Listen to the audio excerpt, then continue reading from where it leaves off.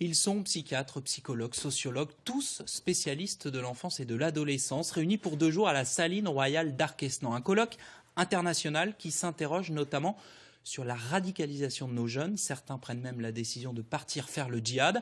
Alors comment les accueillir à leur retour? On va se poser la question dans un instant avec notre invité. Mais d'abord, notre reportage à Arquesnan avec Catherine Schulboum et Laurent Brocard. Nos enfants sont-ils devenus des rois, des objets sacrés qu'on vénère? Si on pouvait les figer, les empailler tout de suite et les vénérer, les adorer, on le ferait.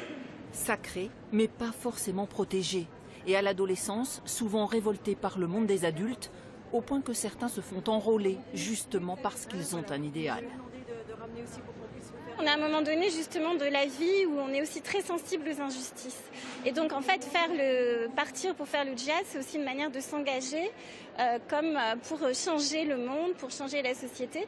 Et donc au départ, c'est aussi il y a quelque chose de très romantique dans cette idée de pouvoir participer à l'avenir du monde en faisant le djihad, même si c'est au prix de sa vie. C'est l'histoire vécue par plusieurs jeunes de la région et par des familles parties de Haute-Saône pour la Syrie. Aujourd'hui, certaines reviennent et leurs enfants vont être pris en charge dans les semaines qui viennent par l'aide sociale à l'enfance. L'idée, c'est quand même de les accueillir avec tout ce qu'ils ont pu vivre, tout ce qui est, et d'avoir quelque chose d'un accompagnement et de ne pas en faire des adolescents stigmatisés qui pourraient ne faire que renforcer leur vulnérabilité. Je pense que le chemin est subtil. Une voie à trouver sur laquelle les spécialistes s'interrogent au moment où les guerres se multiplient dans le monde et où les enfants réfugiés, radicalisés ou victimes continuent pourtant d'avoir des rêves de gosses. Bonsoir Marie-Rose Moreau, vous êtes pédopsychiatre, vous dirigez la Maison de Solène, la maison des adolescents de l'hôpital Cochin. Vous dirigez aussi la revue L'Autre, qui organise ce colloque à Arquesnan. Quel lien vous faites entre la sacralisation de nos enfants et la radicalisation de certains d'entre eux? Radicalisation qui peut aller, on l'a vu, jusqu'à quitter son pays et aller faire la guerre à l'étranger.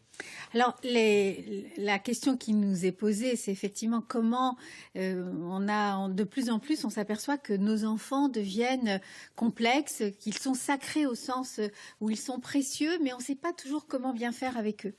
Et la radicalisation, c'est une forme actuelle, mais le colloque s'intéresse à plein d'autres situations. Mais en ce qui concerne vraiment cette question de la radicalisation de nos jeunes gens, qui est quand même une question quasiment mondiale, puisqu'il n'y a pas qu'en Europe que ça se passe, les adolescents, maintenant, on a une expérience assez importante sur ces jeunes gens qui sont fascinés par le djihad et qui sont partis ou qui voulaient partir. Ces adolescents, ils sont vraiment en perte totale de repères, d'identité, justement.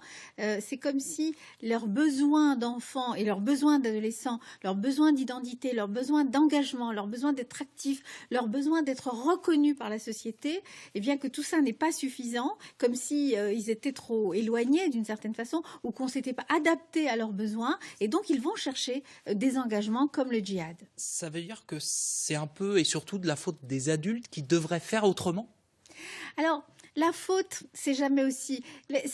De toute façon, oui, ça part des adultes, ça part de la société. Notre rôle, en tant que personne, en tant que parent, en tant qu'éducateur, en tant que clinicien, c'est de permettre aux enfants de bien grandir, de se développer. Donc, si effectivement il y a quelque chose qui se passe mal, c'est que d'une certaine façon, on n'a pas été capable de s'adapter à ces enfants-là. C'est d'ailleurs ça notre question. Comment on s'adapte à des enfants qui ont des parcours, des familles très différentes, des besoins?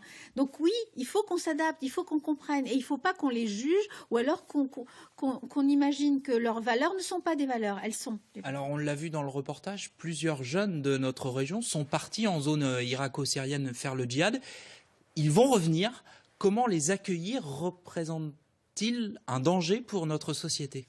Alors, c'est une problématique effectivement la plus importante aujourd'hui, c'est accueillir, s'occuper de ceux qui rentrent, de ceux qui sont nés parfois ou qui sont partis et qui reviennent, parce qu'il y en a de moins en moins qui partent, en tout cas dans nos programmes, on en voit moins. Alors, ces enfants qui partent, qui sont partis, qui ont été faire la guerre et qui reviennent, c'est une problématique que malheureusement on connaît, c'est les enfants soldats.